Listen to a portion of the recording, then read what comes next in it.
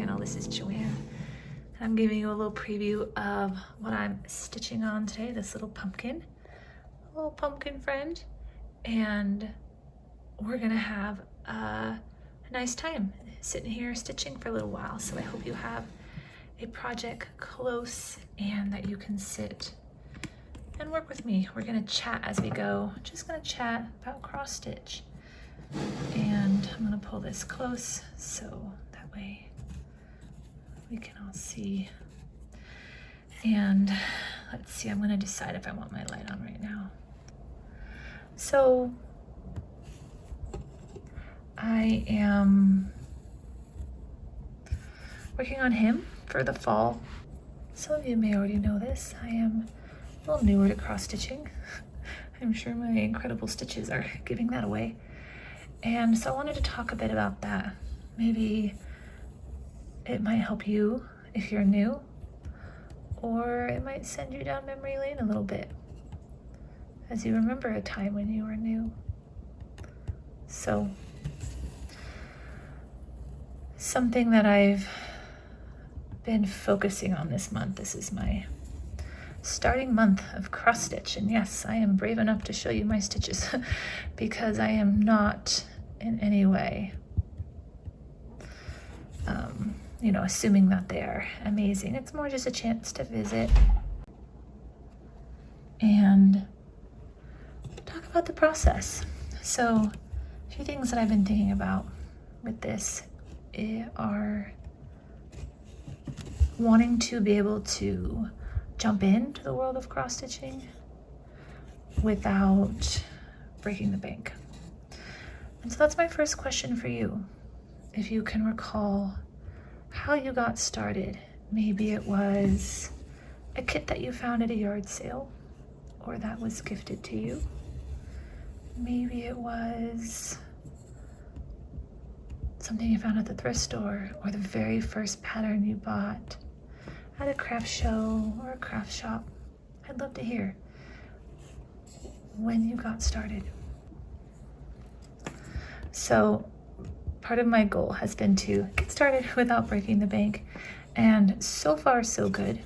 I have bought some patterns on Etsy, bought one on eBay, and of course I'll buy some from stitchy shops as well, which I honestly have several carts at a variety of shops that have items in them that I'm saving for month number 2, and I'm gonna treat myself to a few more new things, but going slow and steady, to be honest.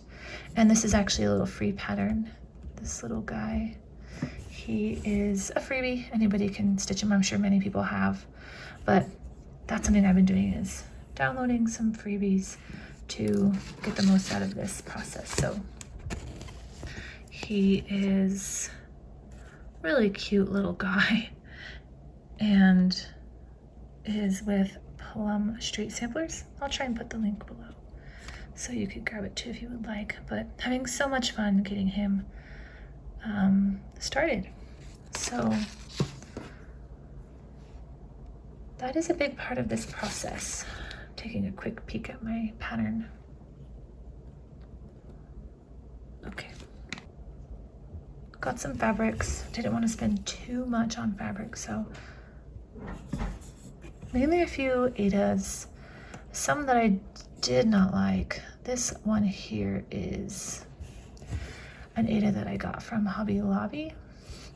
And so what happened is last night I was stitching away on a project that I really wanted to do. I bought the DMCs, bought the pattern, bought the fabric, bought actually 2 pieces of fabric.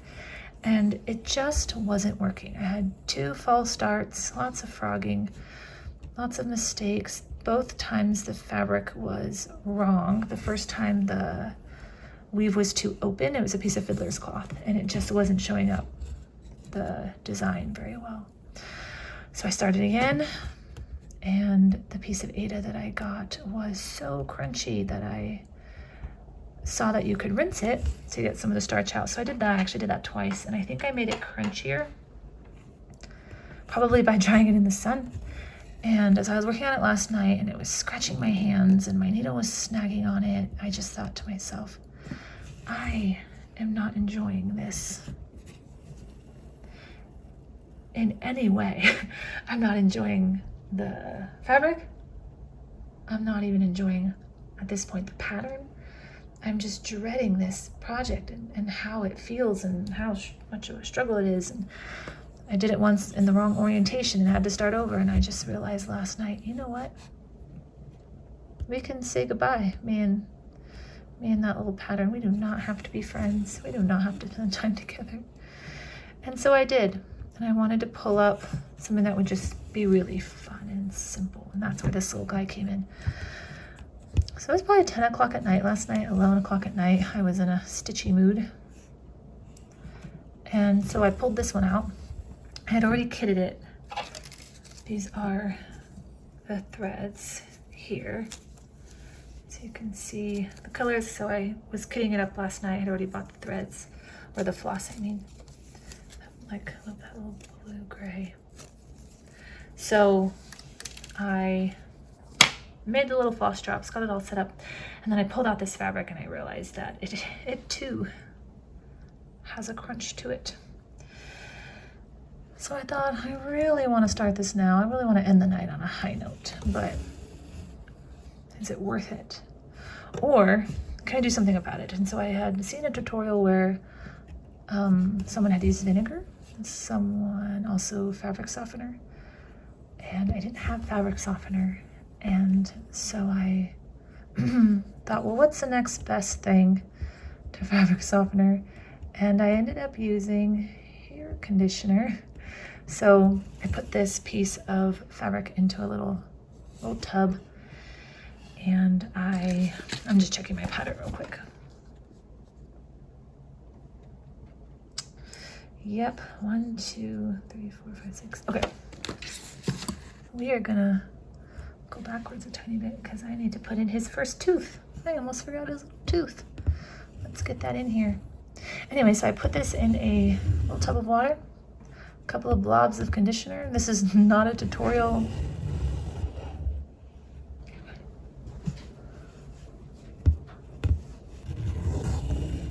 This is not a tutorial on fabric, but I did shake it up with the conditioner. I left it for about 30 minutes, and then before I went to bed I rinsed it really, really well, put it on a low tumble, on a cool tumble in the dryer, and he is quite soft. As far as Ada's go, I mean, it is relatively, I have it as taut as I can here in the frame, but as far as Ada's go, I'd say this is probably the softest so far. So I might do that again. I might, evolve my process, of course, but I'll have to say I had an interesting result, and I'm not complaining right now. So that's my little secret there that I'm admitting to, that I soaked this in conditioner last night, and I don't feel bad about it. So something that I've really been enjoying about this cross-stitching process is how peaceful it is, how calming it is.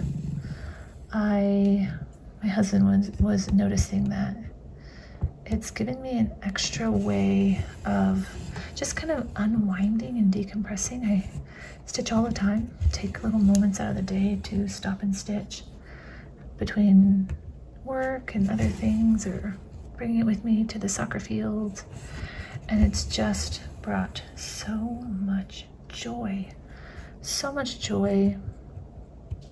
peace. It gives you the chance to get excited about something that you're passionate about and that means something to you, and that's a special thing. All right, we are at, I'm just gonna give you a little visual here. We're at his little nose. You can see his little nose. It's sort of shaped like a drawer pull, which I think is cute. So making some space for that, which will be coming up soon. And something else I was talking about with my husband with cross stitching is that when we sit and we watch TV now, I've always got this in hand. I have my little setup, my little snap frame and everything, and my little light here. Here's my little light. I'll show you that in a second. And it just, you know, when you're watching a movie, it's a enjoyable pastime, right? It's relaxing. But when you add cross stitching, it just increases the enjoyment. You have two things that you're doing at one time that you're having fun with, and it's just so delightful. I'm really, really glad that I found it. Maybe I'll find this hole too. What do you think? Was that it? There we are. Okay.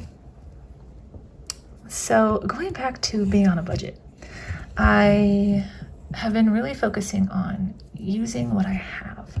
Obviously, I'm going to want to get some, you know, better equipment and such, and get a really good setup. But while starting out, I think it is right to go slow, make sure that I commit to the right items and put some thought to it, and not just, you know, drop a bunch of money right out of the gate. So obviously I've bought some fabrics, bought DMCs to kit up a couple projects, needles, my little snap frame. This is just a little off-brand one, which I love having this, by the way.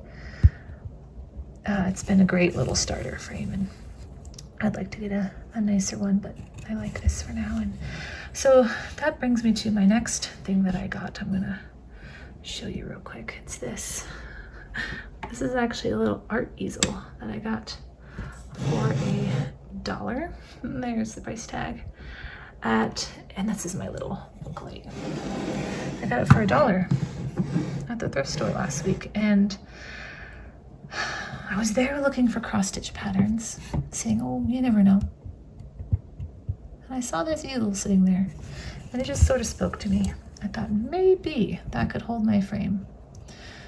And it's not perfect, not gonna lie. But what I'm liking about it is I've been practicing stitching with both hands, which I'm actually doing right now, and I'm not exceptionally good at it, especially when I'm looking past my camera. I can't see what I'm doing. So it's given me a way to practice stitching with both hands. I'm pulling it from the back with my left hand.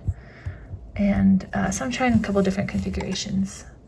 So for $1, I figured if I can practice that, that's a win.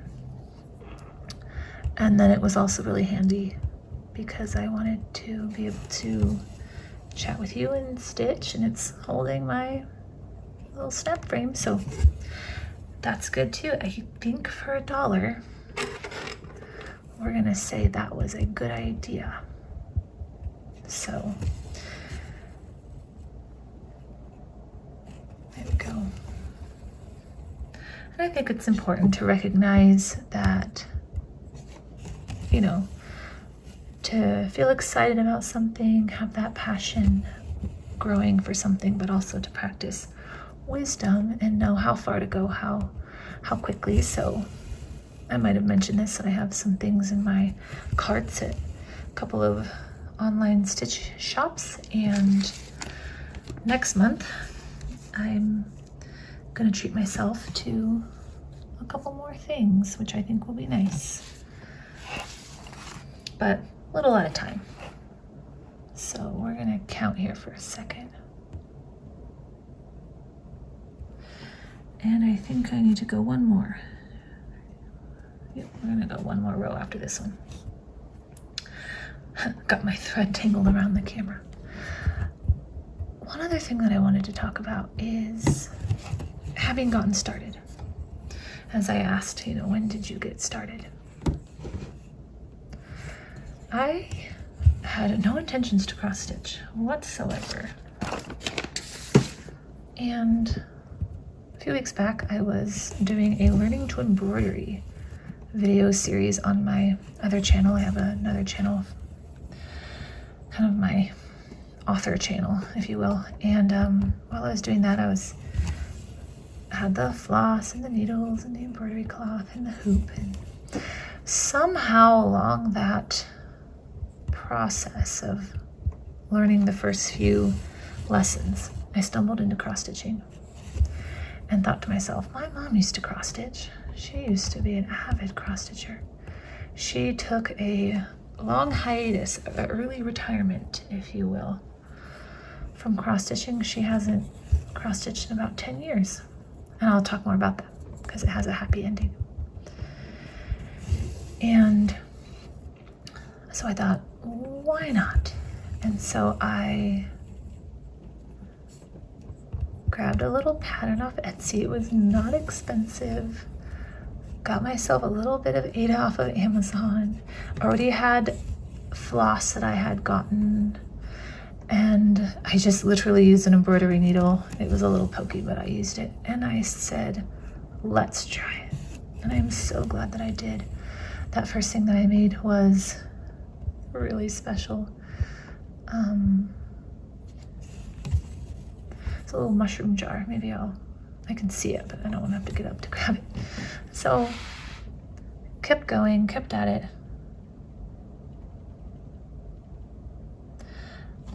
1, 2, 3, 4, 5, 6. I think I'm doing the same thing twice. 1, 2, 3, 4, 5, 6. Yeah, so you know what's gonna happen? He's gonna have a crooked tooth, and I am totally okay with that right now. So loved it. Got a little more DMC, got a little more fabric, and I reached out to my mom and I said, Mom, I need your help. I need you to teach me how to cross stitch. And she said, oh, I don't cross stitch anymore. And I knew she had her cross stitch bag in the closet. She hasn't touched it in a decade. And I said, well, maybe you could help me with gridding. She said, oh, I don't, you know, she hemmed and hawed. And so, to my delight, she texted me a few days later, and she said, I pulled out my cross stitching supplies, and she had her whip that she'd been working on all those years ago. She pulled it out, and we got together for a stitchy weekend to celebrate her 70th birthday. So it was all during the same time that she turned 70. I started cross stitching on the day that she turned 70. I don't know that I did it intentionally, but I think it was providential. I'm not gonna lie. And so she has since finished that project. It is beautiful, it is stunning. It's by, oh, what is it called? It's a Noah's Ark.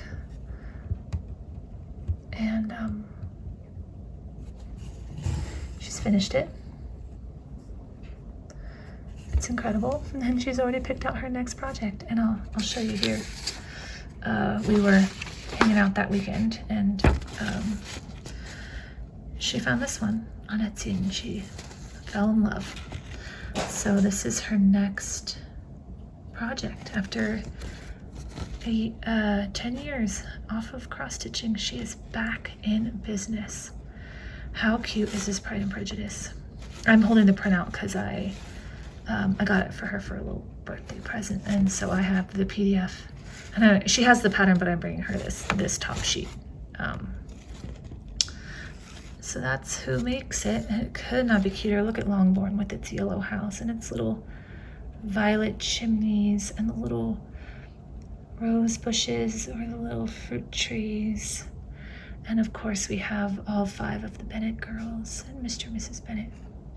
Love it. So I cannot wait to go to her house. This little guy pales in comparison. Hey, but that's okay. I cannot wait to go to her house and see her progress. So we're gonna have another stitchy weekend really soon. So that has been special. That's been probably the best part about cross stitching for me. And I know my technique, this two-handed technique, is probably not very good, but it's fun to practice. And one of the reasons I wanted to make this video was if you have any tips on, you know, stitches in general, tips, I'd love to hear them. Drop me a comment, let me know. And I'm gonna keep practicing. That's what it's all about, right? I mean, it's not about being perfect. I'm definitely not even close, but I'm having fun, and I think that is much better than being perfect.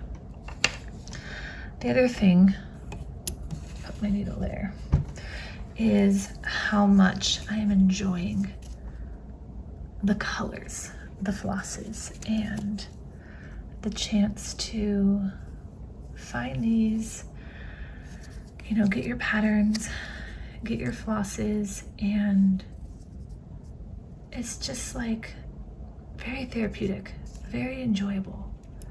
Like crayons for a little kid, right? And we get to play with these. And making the floss drops was so satisfying last night. I had my hole punches and penciling in the numbers. I got these little rings at the Dollar Tree. That was fun. And I just had these paper tags. Whoops. These are paper tags that I have off of Amazon.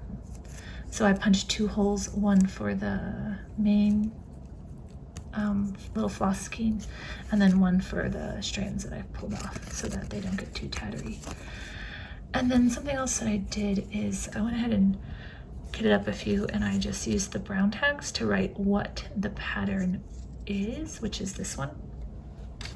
So it would be really easy to identify. You know, when I'm flipping through, I don't have to search for the name. It's easy to see the brown label that has the title of what I'm doing. And so if this is sitting somewhere, it doesn't take me long to remember. And I'll show you a few others. That is one of the reasons why I'm just absolutely loving this. I mean, it just delights me to no end to get to play with these colors, these hues, and it's so satisfying, so special to get to do this.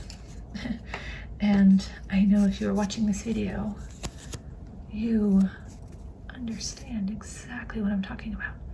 So let me know your thoughts on colors, on floss, maybe what you love about it, because I just think it's so much fun.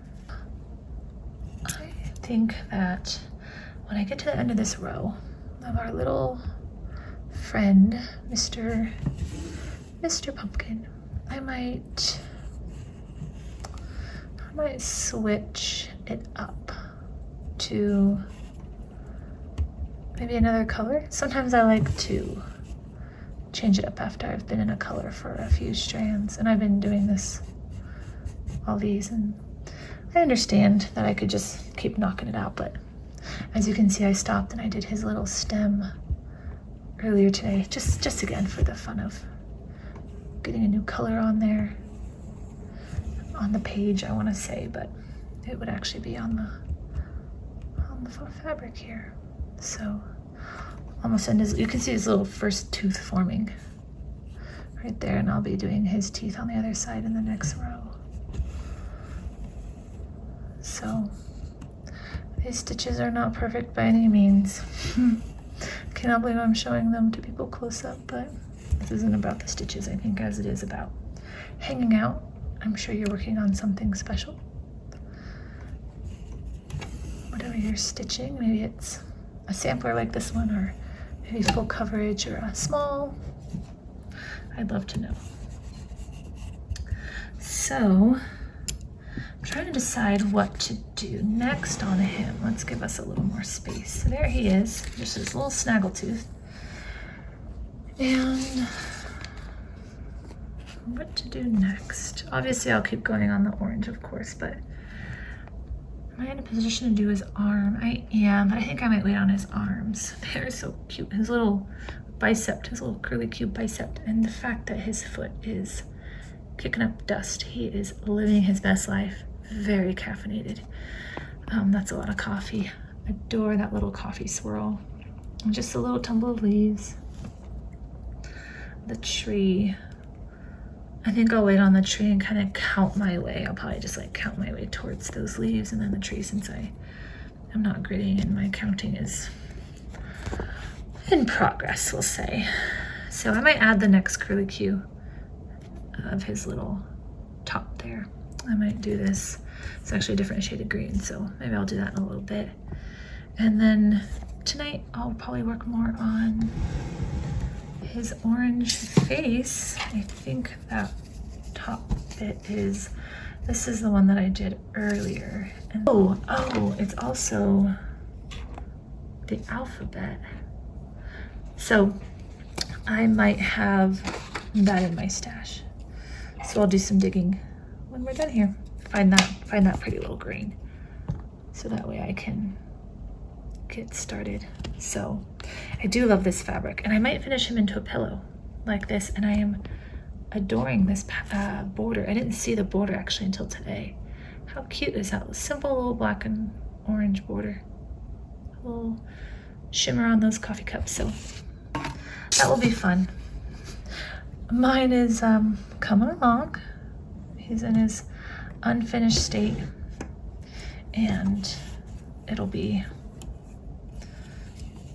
cute. So thanks for stitching with me today. I hope you're having a great day, and I'll be back with more videos. So bye-bye.